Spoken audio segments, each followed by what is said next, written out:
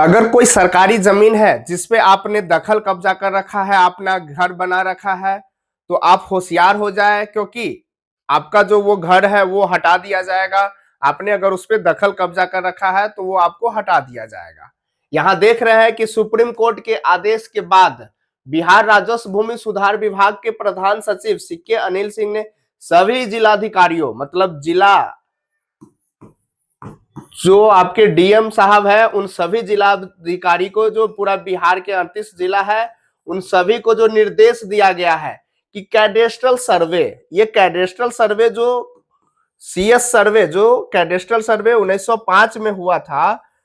तो उसमें अगर आपका सरकारी जमीन है, क्या है, सरकारी जमीन है, कैडेस्ट्रल सर्वे में ये ध्यान रखना है कि जो आपका सीएस जो सर्वे हुआ था, जो कैडेस्ट्रल सर्वे हुआ था, उसमें अगर सरकारी जमीन है, वो आपका सरकारी जमीन है, तो अवैध कब्जे वाली सरकारी जमीन को जल्दी खाली करवाए। यहां साफ साफ ऊपर से जो है आदेश आ गया है कि अगर कोई सरकारी भूमि है जो कि सीएस सर्वे में वहां दर्ज है, तो उस सरकारी जमीन को जो है आपको खाली करना पड़ेगा, चाहे उसमें आपने घर बना रखा है या कोई प्लॉट बना रखा है या कुछ आप उसमें लगा रखे हैं।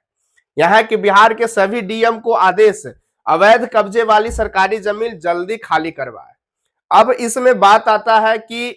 जो रिविजनल सर्वे है उसमें अगर आपका नाम है या आपके वंशज या किसी का भी नाम है, और वो जो सीएस सर्वे हुआ था, क्योंकि आरएस सर्वे से पहले ये 1905 में हुआ था और ये 1952-56 में हुआ था। तो अगर आरएस सर्वे में आपका नाम दर्ज है, आपके जो पूर्वज है या आपके माता पिता किन्हीं का भी नाम दर्ज है, बट जो सीएस सर्वे में सरकारी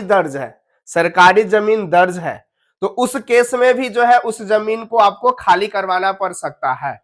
क्योंकि यहाँ पे साफ साफ लिखा है, इसमें आरएस सर्वे के बारे में कोई जिक्र नहीं किया गया है। इसमें सीएस, मतलब सीएस में अगर वो सरकारी भूमि दर्ज है, आपने आरएस में अपने नाम करवा लिया है या आपके वंशज करवा लिए हुए हैं, फिर भी जो उस जमीन को सरकारी मानते हुए आपको वो खाली कराना पड़ेगा। ये ऐसा पूरे 38 जिला के जो डीएम पदाधिकारी है उनको जो है निर्देश दिया गया है। तो अगर आपने भी सरकारी जमीन पे अगर आपने अतिक्रमण कर रखा है, तो जितना जल्दी हो सके उस जमीन को जो है आप खाली कर दें।